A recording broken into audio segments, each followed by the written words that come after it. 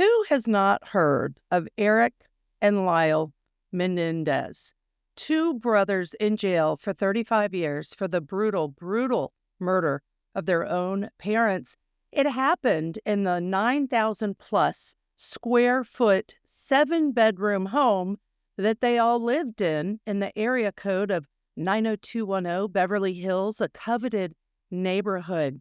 In 1996, Erik and Lyle were each convicted by a jury of first-degree murder, and they were both sentenced to life without parole. The brothers are really subject of Hollywood lore, as seen in a recent Netflix series hit called Monsters. So, who are Erik and Lyle? The Menendez family really seemed to be a perfect model of the American dream, at least by 1980 standards, right? Jose was born in Cuba. He immigrated to the United States as a teenager. He lived in the attic of one of his cousin's homes and then earned a college scholarship for swimming. That's how he was able to go to college. And while he was in college, he met Mary Louise Anderson. She was a beauty pageant queen. Everyone called her Kitty, and she was a few years older than Jose. They married in the early 1960s, and they then moved to New York City. Now, remember, Jose did not come from money. He worked very, very hard. By all reports, he had an incredible work ethic, working hard all the time. He got his accounting degree while they lived in New York City at Queens College. And then he went from washing dishes to working as a very successful young entertainment executive. Here's how all that started. He led the U.S. operations of Hertz Rental Car Corporation. And then from there in the 80s, he was the head of RCA Records and was instrumental in signing bands that most have now heard of. Duran Duran, the Eurythmics, Menudo, all of these he had a hand in signing for RCA. The Menendezes had two sons, Erik and Lyle, really every father's dream to not have just one son, but two. And a few years before the murders happened in 1989, a few years before that, the family moved from Princeton, New Jersey to Los Angeles, Beverly Hills, 90210. The reason they moved was so that Jose, the father, could take a job in the movie business. The house where the family lived, again, located in one of the most exclusive neighborhoods. The brothers, they really seemed to fit as part of this picture-perfect family. Lyle, he was a star tennis player and really seemed destined for a career in business like his father, who he openly worshipped as his dad. Erik turned out to be an even better tennis player, and he was helped along, by all accounts, by his father's obsessive intervention and was nationally ranked in his age bracket. In a sense, they really had no choice but to be successful. Everything was laid at their feet, although, again, their father, Jose, was known as a very hard-driving father who would really work his children to the bone in athletics and everything else. The boys had it all, including brooding dark looks and infectious smiles. So the question is, how did these two brothers, who seemingly had it all and the American dream laid at their feet, how did they fall prey to their own wrath and murder their own parents? The sin, wrath. Wrath is defined as a feeling of hatred and a desire for revenge. This is the why behind the crime, the motive.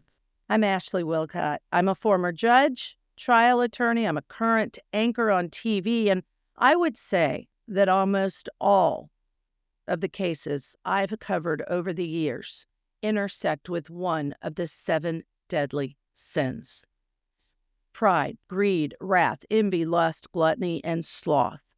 The opposite of the 7 heavenly virtues, temptations that, taken too far, turn deadly. This week, we break down the case of Erik and Lyle Menendez and how the deadly sin of wrath turned these 2 brothers, 18 and 21 years old, into convicted felons serving life without parole sentences 35 years later. A little later, I'm joined by Wendy Patrick in our breakdown segment, where we go deep on the how and why of one of the biggest cases of the 20th century that is still being litigated today. Let's get into it. This is the Deadly 7. On August 20th of 1989, Lyle and Erik Menendez shot and killed their parents, Jose and Kitty, inside their Beverly Hills home. The brothers shot their parents with loaded shotguns in the family's den inside the mansion. Jose, the father, was shot 6 times, including once in the back of his head. Kitty, the mother, was shot 10 times before she received the fatal shot to her cheek. She was on the ground, crawling away. At the same time, Lyle ran to the car where his brother Erik handed him more ammunition to reload before he fired that fatal shot to his mother's face. Brutal. After this brutal bloodbath, the brothers took action. They, number 1, disposed of their bloody clothes.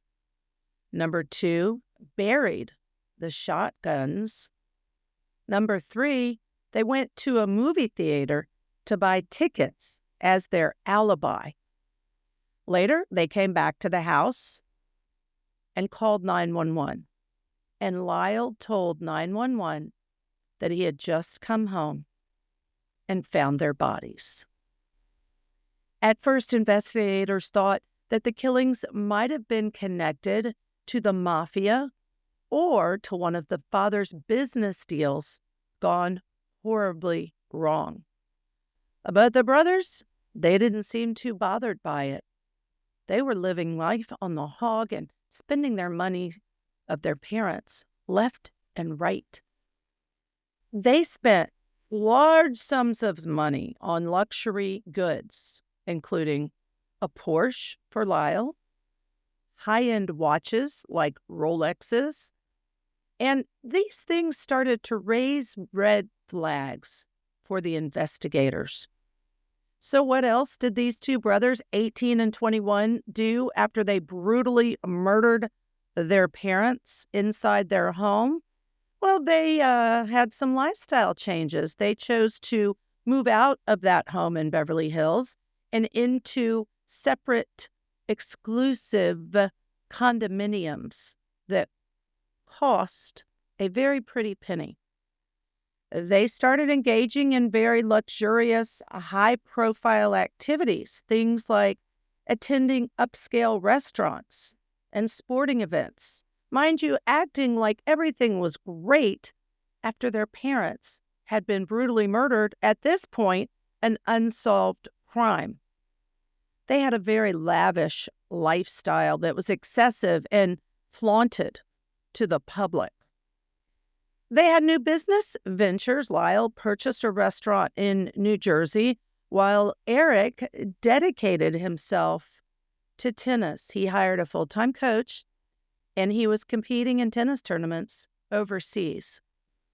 In March of 1990, Lyle and Erik were eventually arrested and then charged with first-degree murder. The defense team argued that these brothers were fearful that their father would kill them for exposing his alleged history of sexual abuse of both of the brothers.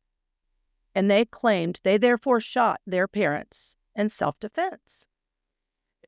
During Lyle and Erik's trials in front of separate juries, their attorney, Leslie Abramson, called on more than a dozen family friends to corroborate their stories of emotional and sexual abuse. According to the New York Times, each brother said that Jose, their father, had molested them. Lyle from ages 6 through 8, and Erik said for roughly a dozen years from the time he was 6 until the time he was 18 years old. Lyle also testified in the trial, the first trial for these two brothers, tried separately, that his father punched him in the mouth and stomach and would also sometimes whip him with a belt. Remember, these trials were separate. After each of those separate initial trials, each brother's resulted in hung juries, which meant mistrials. They were reprosecuted, and the judge ruled in the joint retrial. So they were then tried together the next time. And the judge ruled that the defense had failed to show sufficient evidence of the alleged abuse at the hands of Jose, and therefore the brothers could not present any evidence of abuse by Jose at their trial. And guess what? Both brothers convicted of murder of their parents. They were convicted on March 21st of 1996. Although they are currently serving that sentence, 35 years in prison at this point, and currently they are there without the chance of parole, more evidence has emerged that really bolsters, in the minds of many, their claims against Jose. And the public is really lobbying for their release from jail, including famous people like Kim Kardashian, saying it's time for them to get out of jail. In 2018, a journalist, an author, Robert Rand, he uncovered a letter that Erik had written to his cousin, Andy Cano, and it had been written a year before the murders of Jose and Kitty. Erik was 17 years old at the time he wrote this letter to his cousin, and he wrote of ongoing abuse of him by his father. That letter was never brought to court during the brothers' trial. I looked at it and I said, oh my God, this could be really important to this case. That is what the cousin Rand told The Hollywood Reporter. Although the brothers' claims against their father were never proven, they received new scrutiny just last year when a former member of the band Menudo, and remember that's one of the bands that Jose was instrumental in signing to RCA Records, he accused the late music executive of raping him at a party in the late 1980s. And he said he was only 14 when the assault occurred. In his documentary, he said, I know what he did to me in his house. The brothers' alleged abuse now has corroborating evidence it might have really happened to them. As a result of all this new evidence, the district attorney has recommended that the boys be resentenced and that they be released from prison. I am really so fortunate to have Wendy Patrick joining us today to break down the case of the Menendez brothers. So much to talk about. Wendy Patrick, a career trial attorney. I know you've done over 170 jury trials, but also some of the other things that are so great about you is your theology background. You're a Times bestseller author. You author in Psychology Today. You're a columnist. And I know that you lecture nationally, internationally, and you do a lot on child abuse and human trafficking. So I'm going to put a pin in it right there. There's so much more we could say about all your great experience you and I are on together, and I absolutely love it because this case, I want to just say, Erik and Lyle, I remember when this happened, and I'm about their same age. And so it was really relevant to me because I remember thinking at the time when it was all over the news, how in the world could these two brothers be accused of killing their own parents? This is horrible. What happened? And fear of, what if somebody came into our house and killed my parents? What would I do? And then fast forward and they get charged, disbelief, and then they were convicted. And I then threw down the gauntlet and said, they're guilty. They did this. I don't care.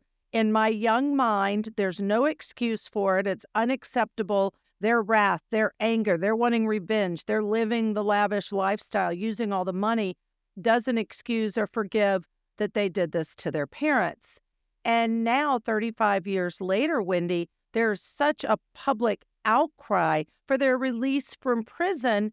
And I think, okay, I understand why people are arguing that, but we can't forget the brutal, brutal nature of these murders, shooting Kitty in her cheek as she's trying to crawl away after she's already been shot multiple times, their own parents in their house, et cetera, et cetera, et cetera. Let me stop there. Wendy, jump in. And first, just give me your initial impressions of this entire case. I, like you, remember like it was yesterday when this went down in real time, both the first trial that ended with a mistrial and then the second trial, which ended, of course, in the convictions. But what really captivated the nation as we all watched and listened together as these facts unfolded was first the horror of how. How could anyone kill their parents? And in the first trial, remember, we heard a lot about the defense and we heard about the allegations of abuse. So it really complicated the analysis because now it was about drama, long-standing debate about what drives people to commit the unspeakable act, especially an act like this that was up close and personal with those guns, especially as you mentioned, having to go back and reload and then the fatal shot to the mother, Kitty. So it's, fast forward all of these years, it is still something that captivates all listeners. Nobody really forgot about this case because it has popped up in the media now and then. But more recently, when there's been this talk of potential resentencing, and we live in a day and age where we do have convictions that were supposed to be lifelong terms looked at. We started to see a little bit of that during the pandemic. But if we are to re-examine fact patterns, cold-blooded murder fact patterns like this one was alleged to have been, well, then that brings everything back up again. And it's just one of those cases that has turned up, and you have celebrity voices, you have people on both sides of the debate with different opinions. But for whatever reason, we are talking about it again. And just like you, I am remembering the facts from the first time. It's all coming back. Yeah, it's all coming back. And, it's interesting as we're talking about it now, and I'm thinking back, Wendy, that the young me and the old me have different thoughts, obviously now based on experience, being a trial attorney, et cetera, et cetera. But Court TV covered this originally, and that's one of the first cases that we were able to watch it all play out. We watched them testify. We were invited basically into their life during the course of that trial. They did testify. And let's now pivot a little bit and talk about their wrath. And the reason I think of this as the motive was wrath because of their disclosures and allegations against their father, Jose, and the abuse that both of them suffered, sexual, emotional, and one of them said physical for him. And I think when I put all that together, I think, well, it doesn't justify murder, but it certainly explains why they might have committed these murders to get revenge. And because the trauma and the anger that you're going to go through and experience when someone's abused you, it doesn't justify murder. But then you can kind of say, well, I get it, because if they went through that, no boy should have to go through that. No person should have to go through that. It's such an interesting point because Ashley, so many people on that sit on juries have experienced abuse, yet they didn't turn into cold-blooded murderers. True. Many people that have been following this case, it has triggered them and caused them to relive their own childhood abuse, which of course they did not let lead to murder. So it's one of those areas where so many members of the general public, whether they've ever disclosed it to anybody or not, remembers growing up in a less than ideal household. So Hmm. this case, in a sense, has really become a symbol of wealth, of this idea of privilege. Remember, they lived in that house, in the famous house in Beverly Hills. And then, of course, you also have the dark side of family dynamics that has just permeated the story from the very beginning. And that's really what's divided public opinion on it, is because it sort of blurred this line between victim and perpetrator in the same fashion that we see battered women syndrome cases. You see other types of child abuse cases and types of cases where you have a revenge motive that certainly on paper and legally doesn't justify the act, but might reduce or mitigate the degree of the crime. That's one of the ways in which mitigating circumstances comes into play. But not in this case. This was first degree murder. Remember, very little of the abuse came in at the second trial as compared with That's the right. first. And they were both sentenced to life terms without the possibility of parole. That's one of the reasons that you don't hear some kind of mitigation, but instead there's been talk of resentencing. That would be the only way down the line they would be able to be ever released.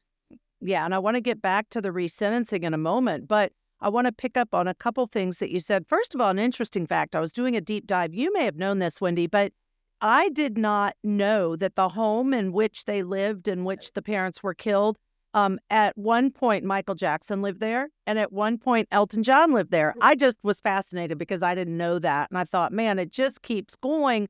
All the salacious Hollywood pieces that come into play in this particular case.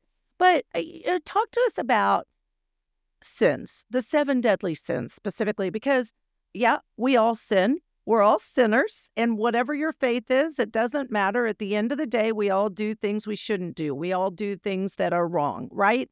And as a result of that, to your point, most people don't end up committing murder, like in this case, much less murdering your own parents.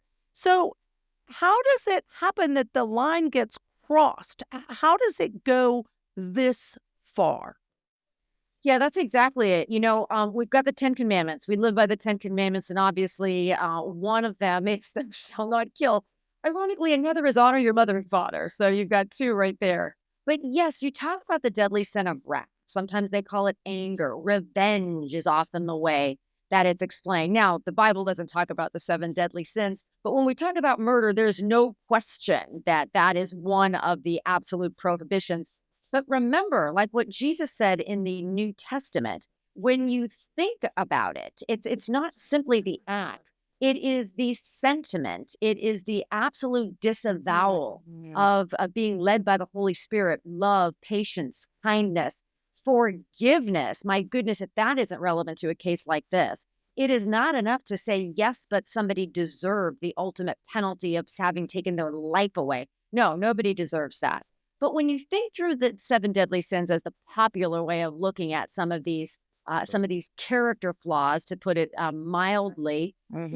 that was the defense in this case: is that years of abuse led to anger, rage, revenge, and then all of that. One of the reasons that we do talk about seven deadly sins as sort of a contemporary way of looking at why people do the terrible things they do, the darker side of humanity, is that in fact, anger and wrath lead to innumerable instances of bad behavior. Now, for many of our viewers and listeners, it may be saying something you regret. The Bible talks about taming the tongue as being one of the most difficult parts of being a human being. Just don't say it. You can't take it back. But to go further than that, sometimes just the thinking, the letting yourself give into these feelings is what causes us to say things we regret, or even worse than that, to engage in aggressive behavior. I mean, that is something people all across the world can relate to. Yeah. It's just one of those things is trying to really stem those feelings sooner rather than later, instead of letting them just build for years. Sometimes we talk about it as grievance collecting as being the first step along the pathway to violence. We talk about that in the threat assessment realm. So in a case like this, even if there were so many years of abuse, it doesn't justify the ultimate action. And one of the things that we know nowadays, now that we're trying to sort of remove the stigma of accessing therapy, mental health treatment, is that Mm-hmm. everybody struggles with some kind of a background that causes us trauma, whether it's personal trauma, vicarious trauma, and that being able to harness some of that anger, to quell some of that rage early on in the process is one of the more productive ways to deal with what is a very basic human shared, I should say, sort of a shared humanity that everybody gets angry, everybody feels grieved, but there are more productive ways to deal with it. And the more productive ways to deal with it, I think they have shown, by all accounts, they've been model prisoners. Not only model prisoners in terms of no problems that they've caused, but going an extra step to give back, to offer groups, to offer therapy, to do this for the other people that they're imprisoned with. And so, by all accounts, they've taken really positive steps to help society within the jail system where they are serving life without parole currently. But talk about, all right, so I hear what you're saying, and the revenge and the anger and the killing. But I remember, again, to your point, like it was yesterday, sadly, that their behaviors after were so despicable to me. The Rolexes, the Porsche, the restaurant, the playing tennis internationally. And I remember thinking at that time, they had not been arrested or accused of murder. And I remember thinking, like, oh my God, that's the life every 18 or 21-year-old would want. They can do whatever they want. They have all the money in the world. But I also remember thinking, but how sad what are they doing? What's wrong with these two kids? Why in the world would they be out doing all of that when their parents were murdered brutally and they don't even know what happened to their parents? And I think it speaks to the fact that at that time, 35 years ago, trauma and where we are with openness of sexual abuse, talking about it, and therapy and the needs and what it does to a person. 35 years ago, we've come leaps and bounds from there to today's time. We really have. And what a great point. I often find myself raising that point in trial or in casework or in evaluating a case. You look at the way somebody acted after a horrific crime was committed. Would that be the way somebody would behave if, in fact, they weren't the murderer, or if they were? And when you look at that, you could argue on the one hand that everybody grieves differently. Some people withdraw and become introverts and don't leave the house and stop caring about their appearance or their job. Others go to the other extreme, and you might say the Menendez brothers illustrated that. Even if they hadn't committed the murder, you might say, well, they're not sure what to do. They're young. They can't value money in the same way that somebody might if they hadn't had it given it to them and they'd worked every day of their life. So you wouldn't really necessarily be able to attribute guilt or innocence simply by looking at the behavior afterwards, unless you did so in retrospect.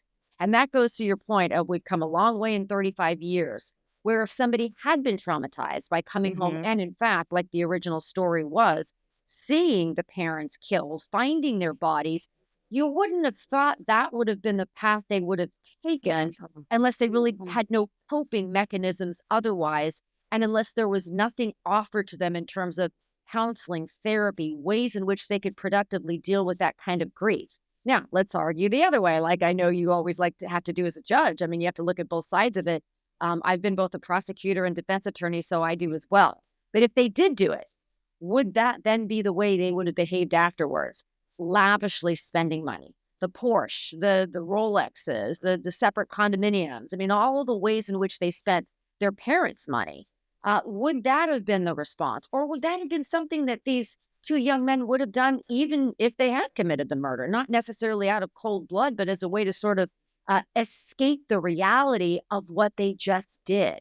I mean, almost everybody can relate to having done something, certainly not a murder, something they didn't feel like they should have done, they felt bad about, and they distract themselves through other means. True. So on the other hand, you don't necessarily know that the lavish living could point one way or another unless you viewed it in context of the way these two young men would have behaved. These two young men, exactly. All right. So if this case came forward today and they were 18, 21 today being tried for the murder of their parents, exact same situation, exact same behaviors before, during, and after, do you think, and yes, you've served as a prosecutor and defense attorney, but do you think that a prosecutor would have charged them with murder, or would they have looked at the evidence that exists today? And we know now, fast forward, there's a letter that Erik wrote to his cousin at 17 regarding abuse by Jose, as well as now one of the boy band members coming forward and saying, hey, by the way,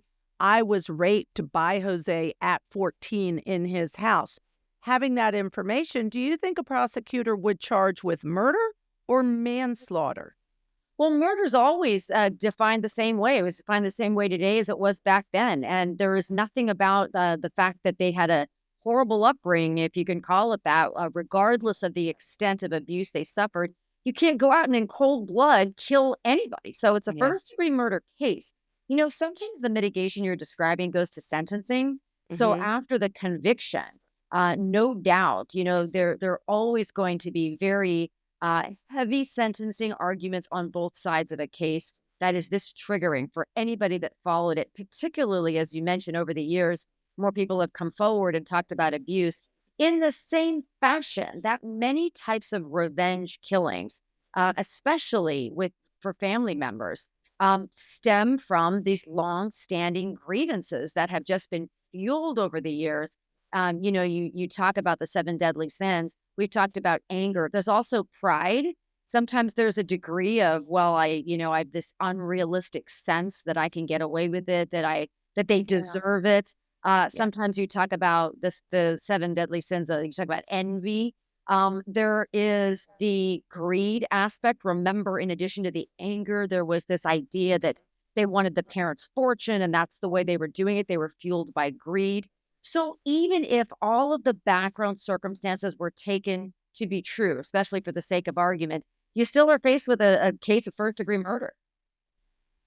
And let's look at their history a little bit. There are 2 parts of it I just want to talk about before we talk about where this case is today, Wendy. And one of them is the emotional abuse by Jose. And here's an example. These are quotes, and these are from a former swimming coach of the boys. And it would say specifically about Erik.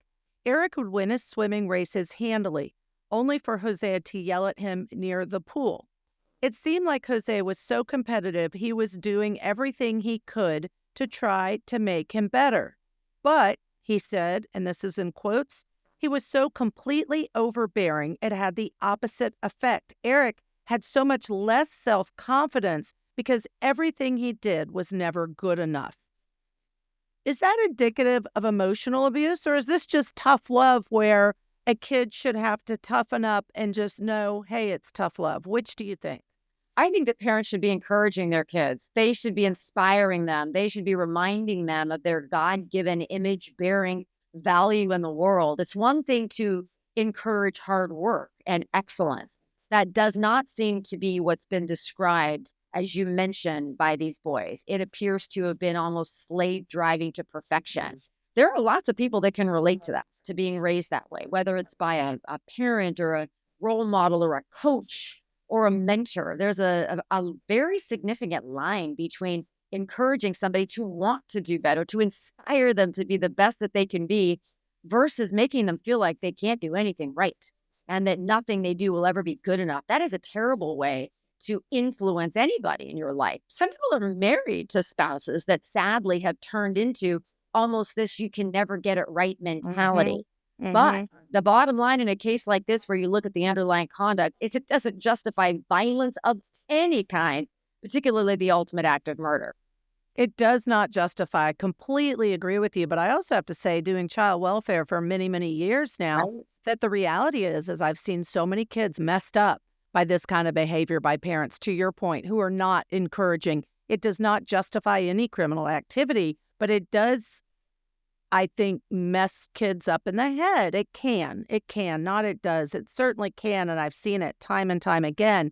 But the other part of this is the boys' behavior, the red flags. And here's what I mean by that. As you well know, first of all, after they moved to California from New Jersey, which was a few years before the murders, Erik was caught in 2 burglaries. Now, that's interesting to me because we know that sometimes people steal because they're hungry and on the street, and they go to the store and they're going to take a steak and they spend a night in jail. Others steal not because they need, right? And I would suggest that Erik and Lyle, from everything we know, they didn't need food. They didn't need anything. So I think it was a scream for help. 2 different times burglaries, other reasons, red flags. Now, the other thing we know is that Lyle went to Princeton and then was kicked out for plagiarism. So again, an act that I perceive as a red flag. Looking back in this case, they've murdered their parents. And so when these things happen, should it have caused red flags? In retrospect, could something different have been done to prevent the murders of Jose and Kitty?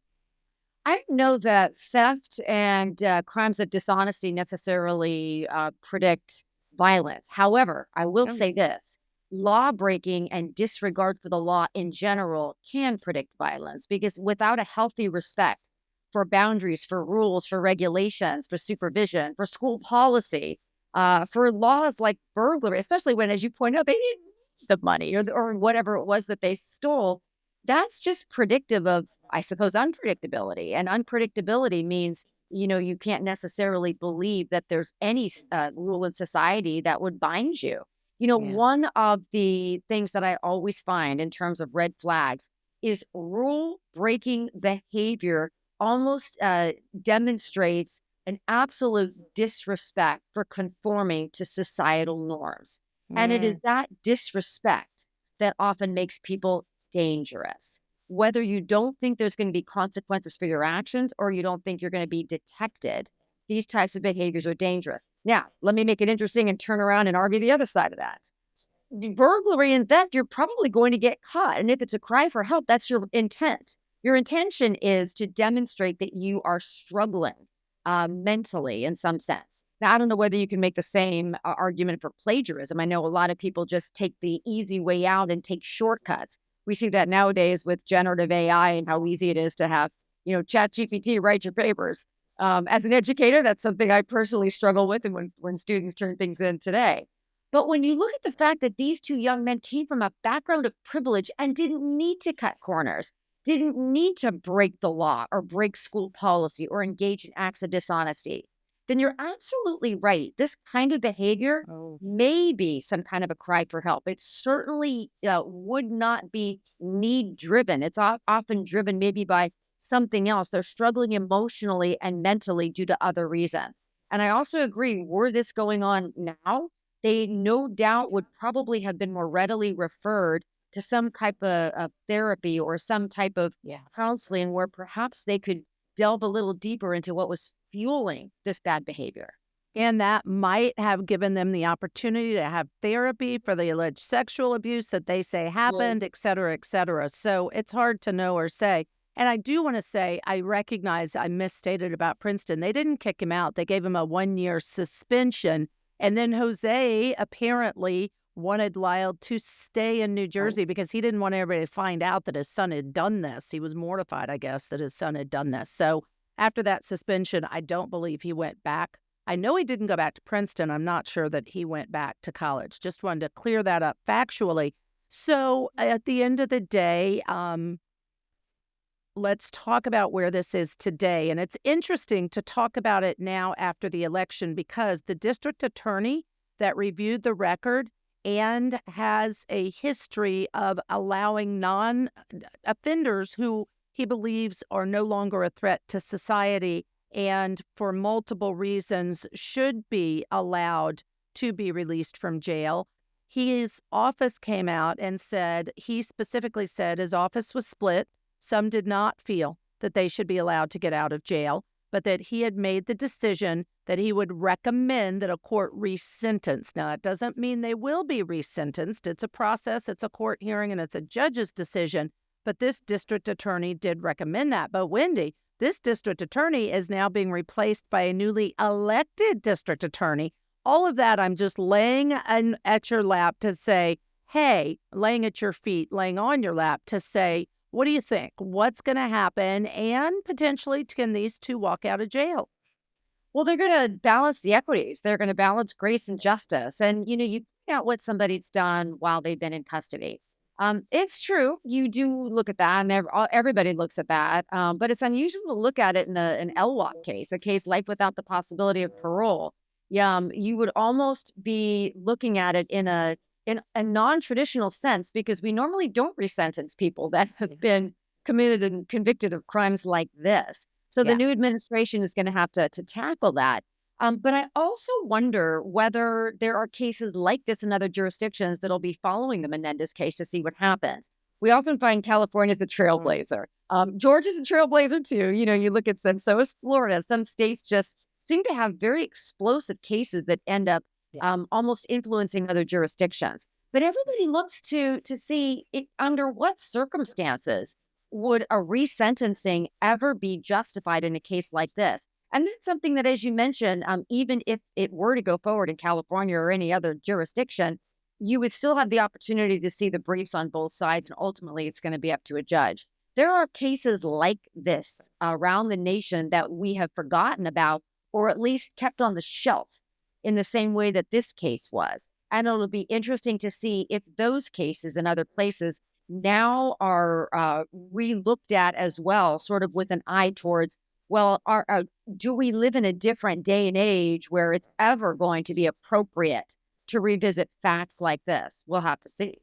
Well, I bet my bottom dollar, if this happens and they're resentenced or they get out of jail when they had been sentenced to life without parole, I think every other person in any other state is going to be thinking about, wait a minute, that's the sentence I got. Why can't I be resentenced? And lawyers are going to say, hey, now we have a case. We can argue, even if we live in another state, that these are the reasons my client or this person should be let out of jail. I think it opens a whole new dialogue around these kinds of cases. How important in your work, in your life of trying cases, Wendy, how important at the end of the day is the motive? We know it's not an element of a crime. How important is it, though? Oh, it's very important. Legally, you don't have to prove motive to prove murder. But factually and practically, jurors want to know why. Jurors want to know what in the world could possibly drive two sons to take guns and just gun down their parents in their den of their home.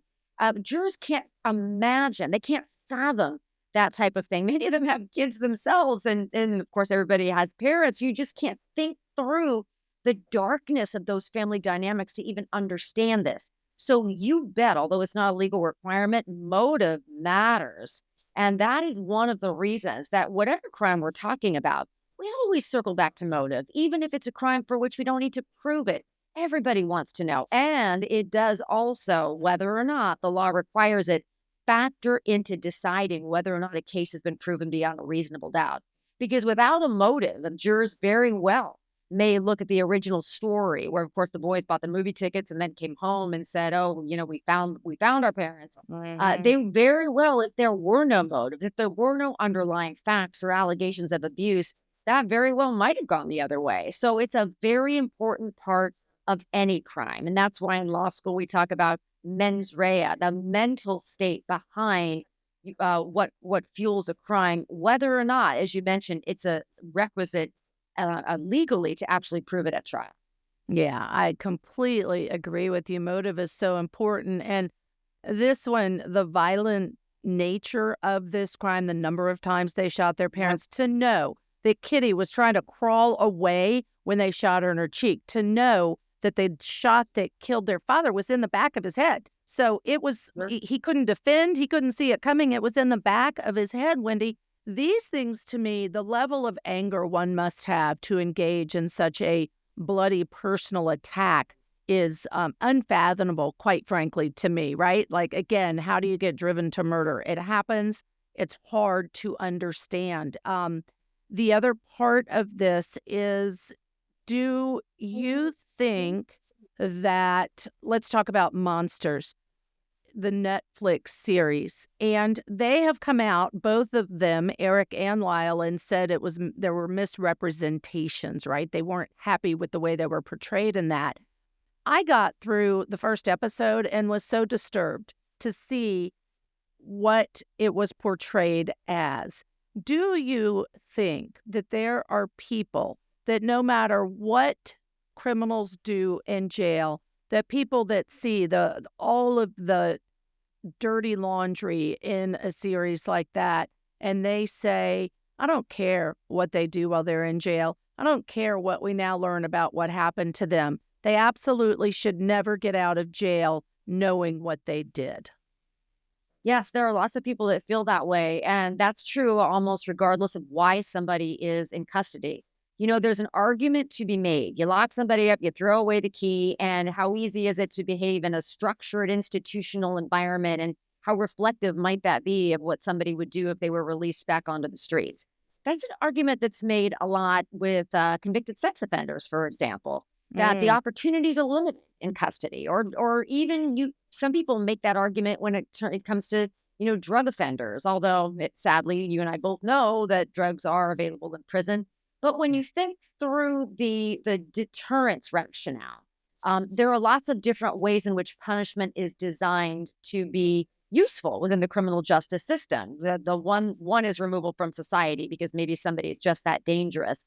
Another is you want it to be an example for other people. But we live in a day and age of restorative justice and rehabilitation, and there's so many other goals of the criminal justice system that you really do have to look on a case-by-case basis as a prosecutor, as a defense attorney, as a judge, and as a community member to decide in which cases might a sentencing alternative be appropriate. Now, normally with a double murder like this, the margins have narrowed, shall we say.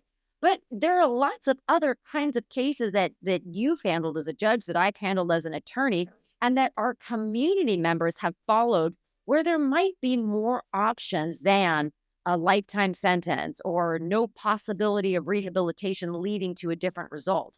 And that's why it's interesting to examine any case decades later to see, do we now think differently about certain types of crime, whether or not somebody can be rehabilitated?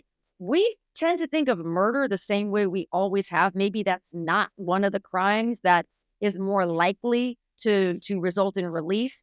But the amount of lifer hearings, for example, that are on the books across the nation just show you that courts and judges and even, prosecutors are willing to consider what's happened in the last several decades in thinking through whether or not a life sentence is ever appropriate.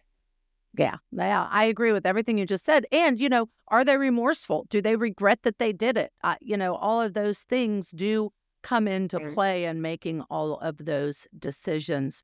Wendy Patrick, I do have to say one interesting fact for everyone to know, that yes, they're both married, and that's not uncommon, right? Yes, they've been in jail, but they have met and married individuals. So both of those two, Lyle and Erik, are currently married and waiting to see what the criminal justice system will offer them. I adore talking to you, and I learn every time I talk to you, Wendy Patrick. Thank you so much for being on today. Likewise. Thank you, Ashley.